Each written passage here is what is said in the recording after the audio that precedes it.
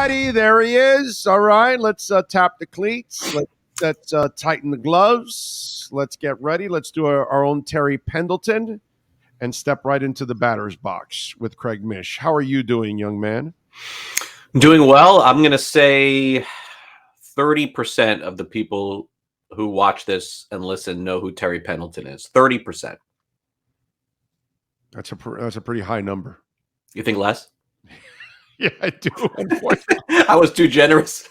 10%. Yeah, about 10 or 15%. Because I think people that are young, last 15, 20 years, they may not even know who the hell Terry Pendleton is, bro. Probably true. You're probably right. I probably shot too high there. Yeah. It has to be our older listeners that are really into baseball too. On top of all of that, I think you have to be definitely above 30 years old. Definitely have to be above 30 to know who he is. Definitely. Yeah. Definitely. Unless you're the son of a seam head like your kid, that You may not know who he is. He may not know. But I'm saying he has to be a hardcore. Right. You know what I'm saying?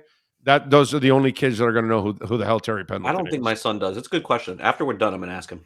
Okay. That's a good one. And then don't tell. Well, actually, you know what? When he struggles to sleep, just put a Terry Pendleton at bat for him, and that'll put him. That is the cure for insomnia, I'm told. Yeah, he and Nomar were the two guys, right? Yeah, bro. Nomar was another one that was just, oh my god, pain in the ass.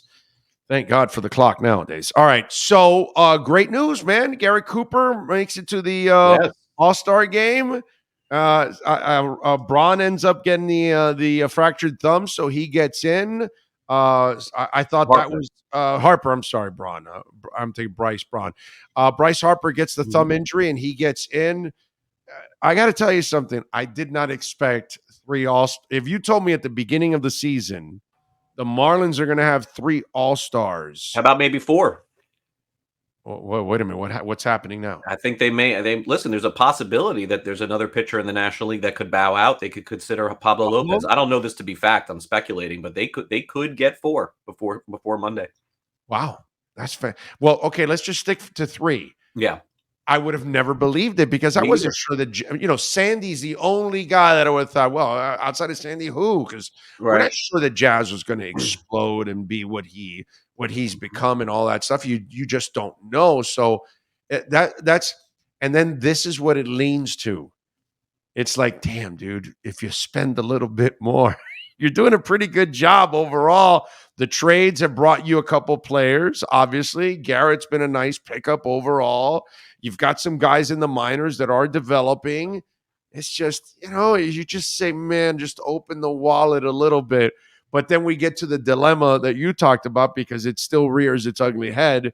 You're not really winning the series against a good team still. Yeah. Overall. And that's, ultimately that's who you're going to face in the playoffs. But you know what? But to your point, I will say that you're on the right track, but you're on the wrong train. So. Okay. So what I would say to your point is that if only they, okay, which is what you started off with, I think that's correct. Mm-hmm. But if only they had made a trade or two more, I think that is something that they could have done. Oh, very nice. I like that. Yeah, I think, right. So like the spending, I just don't think that they were going to do it, right? So I think you're accurate there. I don't know that spending more would have been the answer. I mean, I really don't. But had they traded for a center fielder before the season, had they traded maybe for, the closer they've had now has done a good job, but had they traded for another. The money brings an Avisail Garcia. So if you can't really come through with the money, you probably can get more talent by trading talent. Right. They have guys to trade. They could have done that. And maybe by doing that, and I'm not saying that they could have, because I don't think that the teams that they talked to were willing to give them the players they wanted for what they wanted to give up. And that's a dynamic that we could fight over. Well, they should have done it or they shouldn't have done it. Who knows? Who really knows the answer? I'm not in those rooms to be able to tell you one way or the other. But had they made a couple of more moves, forget the money.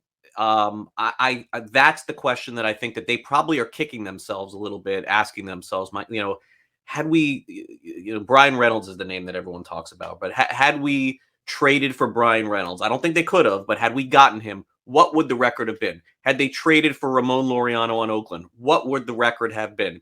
And if you tell yourself that the record would be 44-40 as opposed to 40-44, they would be in the wild card position right now. Right. And instead, they're not. and the last 2 days have really poured a bucket of cold water on this thing. Like, I mean, even splitting with Pittsburgh at this point, Orlando is, sort of unacceptable for what they were going into this week. They have 17 games left. The thing about Pittsburgh is they're terrible. But one of the things I've mentioned to people over the last couple of weeks, because I've won some bets with them, they can score runs. Actually, they score runs. So you have to be careful with them because they're kind of dangerous in that sense. Even though they're a bad team, they can still get you in trouble every once. And if you're the Marlins that really can't score runs, that becomes a problem for you when you face even a bad team like Pittsburgh that can actually produce some runs. They're holding leads. Their bullpen has been very good after 5-6 innings. They're just not giving up, not giving up runs. And really, you hate to say it this way because we got a lot of baseball to go, but we're almost at the halfway point. We're past the halfway point. We're almost at the All-Star break. And I never wanted it to be this way because I was hopeful that when they played the Angels and they played the Mets and they played the Pirates and now they got the Phillies coming up. But, I'm going to look back on the first half of the season and I'm going to say that they made a lot of progress. They fought with all of the good teams in baseball. They were outs away from winning against the very good teams in baseball. Philadelphia, San Diego, the New York Mets. They've lost a lot of close games that way. Definitely true. They've held our interest until the 9th inning. Much more competitive than last year. Definitely true. That is definitely a positive. The negative is that this team essentially beat the Washington Nationals in the first half of the season, 12 out of 13 games, and had a really hard time beating everybody else. I mean, that is really, unfortunately, kind of where this thing is at. I mean, you could see, Orlando, that Pittsburgh is far better than Washington. Like, they are battling this team like tooth and nail. Their pitching is much better. Maybe part of that is just Miami's gone cold here for a couple days, and we're going to see. And and I didn't want it to be this way. I didn't want to carry that narrative into the All-Star break. Yeah, but you've been on that from the get-go. You've been telling everybody, relax. They're not beating the good teams. They're just not. They're coming very close. They're very, very close. They're definitely playing up to their competition. Until this point, they had not played down to their competition, which is something that bad teams do. Like, they'll play up to the good teams and then lose to the bad teams. They beat up on Colorado. They beat up on Washington, as I mentioned. And I thought that this week they'll beat Pittsburgh 3 out of 4, right? And then they'll play Philadelphia. Who knows? But now we're starting to see that crack a little bit here, and they have got to win the next 2 games here. They cannot lose 3 out of 4 to Pittsburgh. That cannot happen. Yeah, no, you're right about that. Where is Jazz? Because I know he hasn't played, and then there's talk he might play in the All-Star game. What are you hearing? I don't think so. He's in Jupiter. He's I think on the right track in terms of where he is at, but the indication that tells you that a player is close to returning, and listen, we could just use the situation with Jorge Soler. Soler is right now on a rehab assignment with Pensacola. He played last night. He's going to play again tonight, and I'm guessing he'll be back Friday for the weekend, right? Like, that's how it works in baseball when you're out for Jazz been out for weeks for a period of time. He hasn't hit a rehab assignment yet.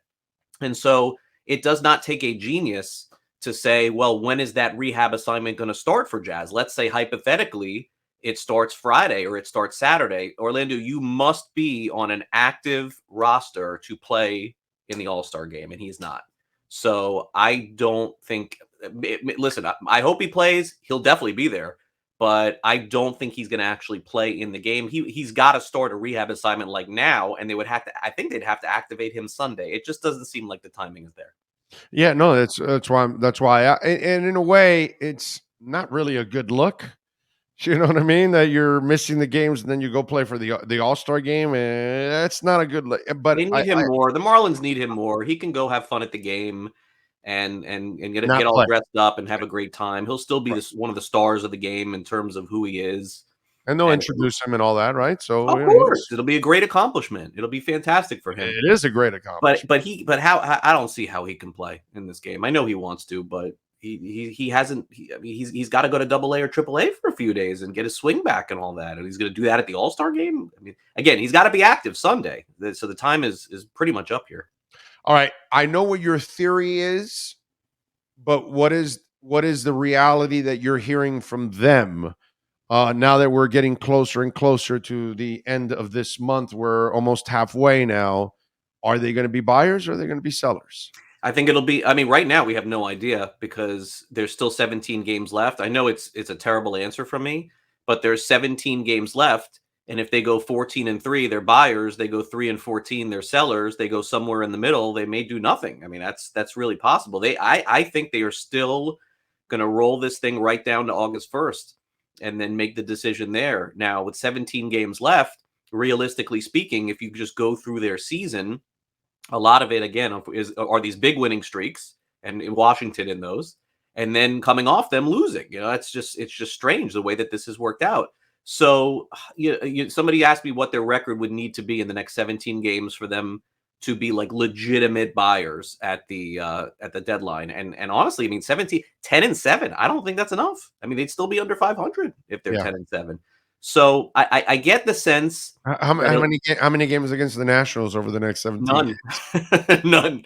They do play the Reds. I think Reds aren't that, bro. I lost my Yankee game yesterday because that stupid bullpen, that one guy gave up 4 earned runs. I had that game in the bag. I gave the run and a half.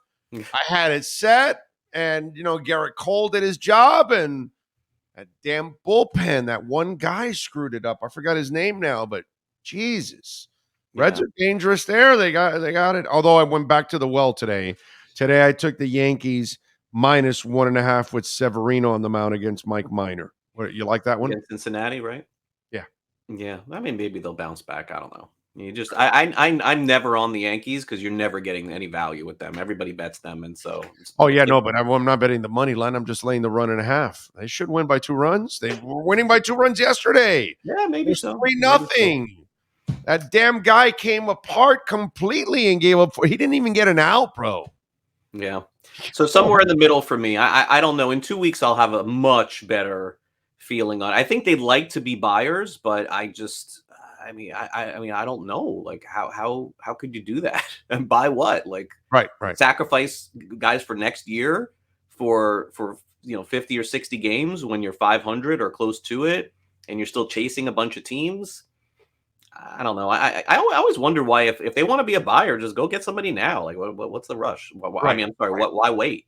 Do it now. Get better now. Win these games now. But exactly. That's it. Yeah. And I think that in a way, we've been in this position before where the Marlin fan is being teased by some of the young players and some of the potential, but then we don't get that last move to put them over the hump. You know what I mean? And that's kind of what we're waiting for. At least with Huizinga, you knew that he was going to spend and try. All the other owners have not been that way, and that's kind of what we're waiting for. We're waiting for that guy that is or that family that owns the team, and it's kind of a toy for them. It's a hobby for them. You know what I mean? I don't know if Bruce Sherman looks at this as a hobby.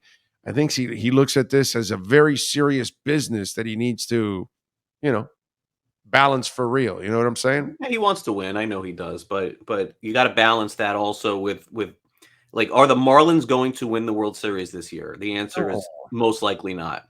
So what are we doing here on August the 2nd? Like, are you really sacrificing a lot to just try? And you know me, I want a playoff game badly here as much as anything. It's 5 years already of no playoff games. I know they made it in 2020, but those games they played, the playoffs were in Chicago and Atlanta because of the pandemic.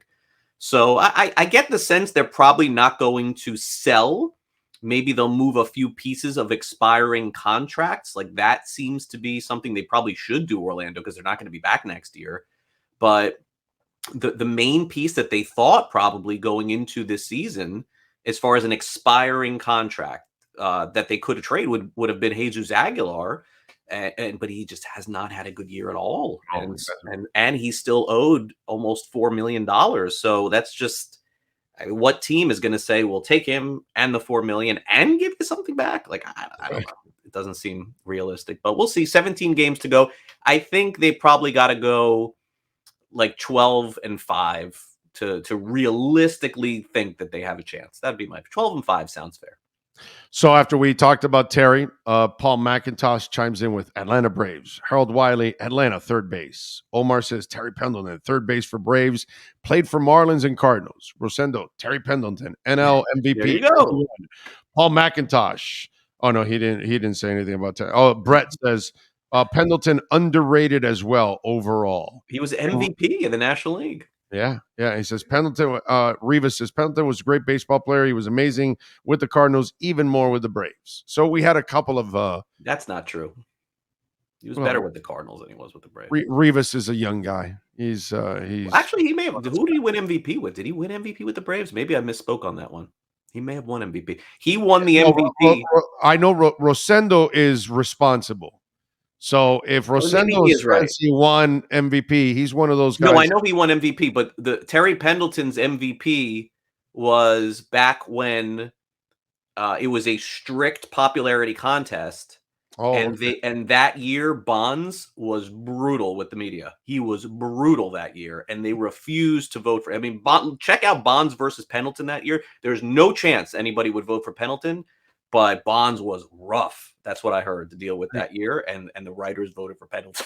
By the way, Bonds was rough every year to deal with. And he won 1 million MVPs after that too. But that year in particular was supposedly like I don't know who would ever pick Terry Pendleton as a player over Barry Bonds. Are you kidding me? But he was not the MVP over Barry Bonds, which is ridiculous. But all right, that's interesting right there. That's a nice little nugget out of all of it. All right, follow him on Twitter at Craig Mish. Subscribe to the podcast, Swings and Mishes. What else are you working on the Sports Grid and everything else? Tell them. Yep, Sports Grid every day, 11 a.m. to 12 p.m. Eastern on Fantasy Sports Today. We're shifting over to fantasy football talk coming up in a couple of weeks. We're going to start firing up some fantasy football. I think we're getting there. We're almost time. Yeah.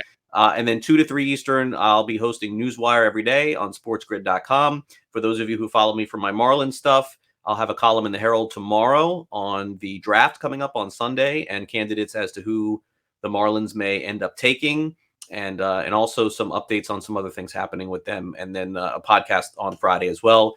But I am going to the All-Star game, so I'll be leaving Friday, and then I'll be back late Wednesday or early Thursday or something of the following week. So you and I will have to see if we can schedule something. We'll figure it out, bro. We're digital, baby. We adjust. Yeah. We adjust. It's all good. We'll take care of that. That's not an issue. That's not a problem. By the way, Sean did look it up and confirmed it was 91 with the Braves. He did. There we go. 91 with the Braves. Now, what I would ask Sean to do is take a look at Barry Bonds' numbers versus Terry Pendleton's numbers and explain to me how in the world Terry Pendleton won the MVP. No disrespect to Terry Pendleton whatsoever. I got you. I totally understand what you're saying. Yeah. It's just the thought of it sounds ridiculous. That's all. Just comparing the two players, and Terry was a hell of a player, but he was great. Barry Bonds is a legend, dude. With a big head or not, the guy was a 5-tool player before the roids. Marlins hitting coach Barry Bonds, remember that? Yeah, apparently he was a terrible hitting coach. It did not go well. Yeah. You're gonna have to tell us some of those bad stories that you heard about Bonds. One story I'll tell. Okay, go ahead. Before we go, yes, is this is what I heard. Again, secondhand story. Okay. So they report to spring training the year that he was the hitting coach. I'm going to say this was 17 or 16, I don't know, one of those 2 years. And this was all the owner, Jeffrey Luria, who wanted this to happen, and he wanted to find a way to get Barry Bonds back in the game. And things went sour over the course of the season, which we can do hours on. But they get to spring training, and Bonds is staying in Jupiter somewhere, I don't know where. And, every day he goes to the park, whatever. And so the end of spring training comes, and Barry Bonds goes, I think it was David Sampson, I'm pretty sure.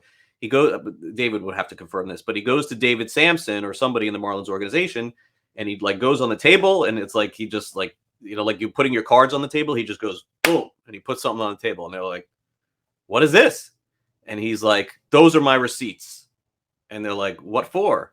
And it's like my parking receipts for this entire month. And I guess that they're going through the receipts, and it's like $1, 80 cents, $2, $1, $3, $4. That's what I heard. Now, a total of $40 for the month. And they were like, what? And they were like, what? Like, Barry Bonds? Like literally, dude, we just hired, like, you have not had a job in 10 years. You may not have another job in 10 years, and you're giving us receipts for like $1? Again, just stories. Can't confirm true or not, but that's something I heard. There you go. Bonds, Pendleton. Pendleton 319, Bonds 292. 363 on base percentage to Bonds 410. 410. Can you Slugging, imagine in this day and age 410 doesn't win the MVP? yeah. Slugging 517 to Bonds 514. Okay. Runs, Pendleton at 94, Bonds 95.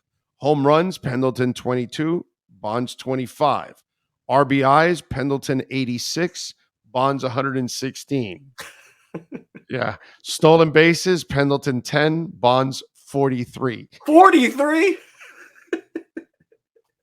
I'd like to talk to the voters. And by the way, this is before roids. Yes. Actually. So yes. This is before his head grew and all that stuff, because Bonds he didn't need the stupid roids, bro. He was incredible. He wasn't going to be, I know he wasn't going to become a home run king. Nobody cared. He didn't need to be a home run king. The guy was a 5-tool player. But because chicks dig the long ball and all that shit, he had to get involved in that. Yeah, it's I mean, he in our era. I mean, look, you go back 70s and 80s too, but in our like really like grown person era, more or less. I mean, Bonds and Griffey were just on the Rushmore, on the Mount Rushmore of best hitters I ever saw. And with those two and Will Clark, I would go with sweetest swings ever. Will Clark, great swing for sure. Oh my God! Short, not the shelf life that you would have thought for him, but no. But I put Will Clark in there with those guys. Will Clark also had probably not for me. Beautiful swing, left-handed. Yeah, but it was beautiful, dude. He had a gorgeous swing, man. The kid from the Dodgers, I love his swing. Bellinger. Court Bellinger. Yes, love his uppercut there. Yeah. But those were sweet swings. All right, follow him on Twitter at Craig Mish. As always, Craig, I appreciate you, my brother. We will catch up next week. Sounds good. Be well. Thank you for having me, my man. There you go, the Mishmeister. Make sure you follow him on Twitter at Craig Mish. We step out of the batter's box.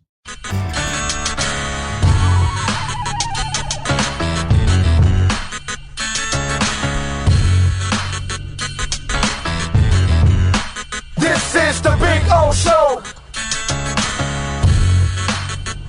This is the Big O Show.